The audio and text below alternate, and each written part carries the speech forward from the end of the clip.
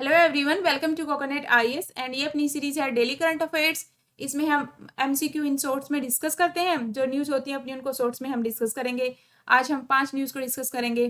जो first one है ये है री infection of India's first Covid patient. जो इंडिया की फर्स्ट कोविड पेशेंट थी केरला से, वो दोबारा इन्फेक्ट हो गई हैं। तो इसी से रिलेटेड है कि जो कोविड होता है वो दोबारा भी हो सकता है ना। री इन्फेक्शन दोबारा पॉसिबल है, इसलिए हमें उसके अकॉर्डिंग ही अपना रिसर्च करना पड़ेगा कि कैसे कैसे डेवलप कर रहा है जो वायरस है अपने आप को।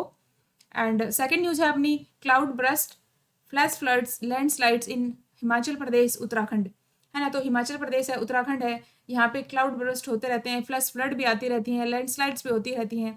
बट बात ये है कि अभी इंटेंसिटी ज़्यादा हो गई है। आते तो पहले भी थे, बट जो क्लाइमेट चेंज है, ग्लोबल वार्मिंग है, इसकी वजह से जो इंटेंसिटी थी, जो आने की दर थी, वो ज़्यादा हो गई है। अब ज़्यादा आते रहते हैं, है ना। इंटेंसिटी ज़्यादा हो गई है और इस वजह से जो डिजास्टर होता है, जो डिस्ट्रक्शन होता है, वो भी ज़्यादा होता है। तो इसके लिए हमें यही है कि हमें डिजास्टर के लिए तैयार रहना चाहिए पहले से ही। जो भी अपने हैं और दूसरे मिटिगेशन मेजर्स हैं, हमें वो सब तैयार रखने चाहिए। तो अगर कहीं ऑप्शन में आ जाए कि क्लाइमेट चेंज का क्या इम्पैक्ट होता है, 3-4 नीचे दिए हुए हों, तो इसका इम्पैक्ट ये भी है कि जो क्लाउड बर्स्ट है, फ्लैश फ्लड्स हैं, लैंडस्लाइड्स हैं, उनकी इंटेंसिटी इंक्रीज हो जाती है, इंक्रीज हो भी गई है। और मोस्टली जो अपने हिली एरिया है वहाँ पे तो रिफ्लेक्ट भी हो रही है ना। थर्ड न्यूज है अपनी कैबिनेट कमेटी से रिलेटेड कि अभी कैबिनेट कमेटी अपॉइंट की गई हैं। तो ये है क्या, कैबिनेट कमेटीज होती हैं, ये प्राइम मिनिस्टर सेटअप करते हैं ना, प्रधानमंत्री सेटअप करते हैं इनको। इसमें जो मेंबर्स होते हैं वो मोस्टली 3 to 8 होते हैं, है ना। 3 से लेके 8 तक इनके मेंबर्स हो सकते हैं। और ये कोई मतलब कॉन्स्टिट्यूशनल नहीं है, ये एक्स्ट्रा कॉन्स्टिट्यूशनल है ना।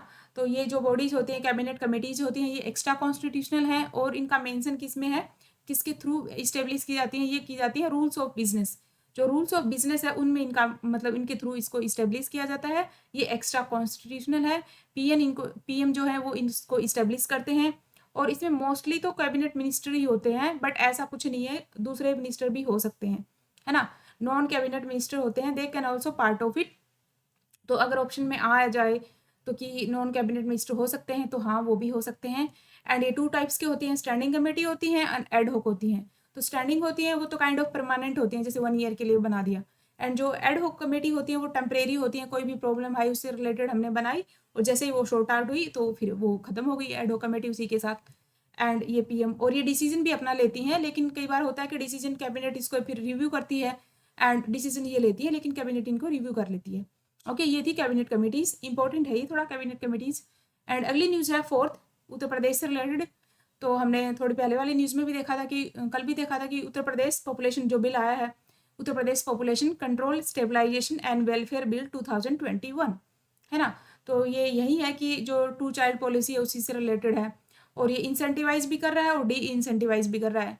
अगर कोई बच्चे 2 या 2 से कम पैदा करेगा तो उसको कुछ बेनिफिट भी मिलेंगे, और अगर 2 से ज़्यादा होंगे तो उनको डिस इंसेंटिव भी मिलेंगे, लाइक गवर्नमेंट जॉब नहीं मिलेगी या अदर जो सब्सिडी बेनिफिट होते हैं वो सब नहीं मिलेंगे।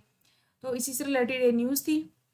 और इसमें हम थोड़ा और ये देख लेते हैं कि कायरो कंसेंसस क्या है। अगर ये आ जाए तो कायरो कंसेंसस है, वो भी इसी से रिलेटेड है ना, पॉपुलेशन से रिलेटेड है।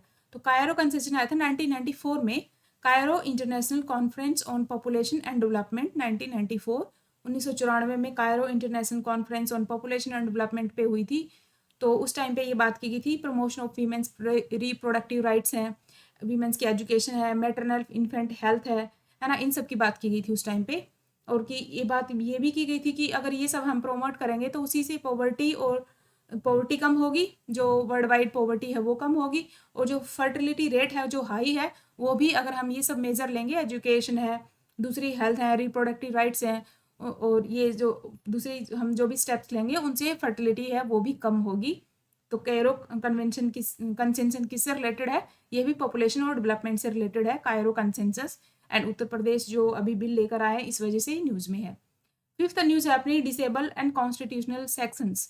जो भी अपना कॉन्स्टिट्यूशन है उसमें अगर किसी सेक्शन को हमने डिसेबल कर दिया है, मतलब जो अभी लीगल नहीं है, अनकॉन्स्टिट्यूशनल हमने घोषित कर दिया है, तो उसे हटा दिया जाए एक तरह से। कि जो हमारा आईटी एक्ट है 2000, उसमें सेक्शन है सेक्शन 66A।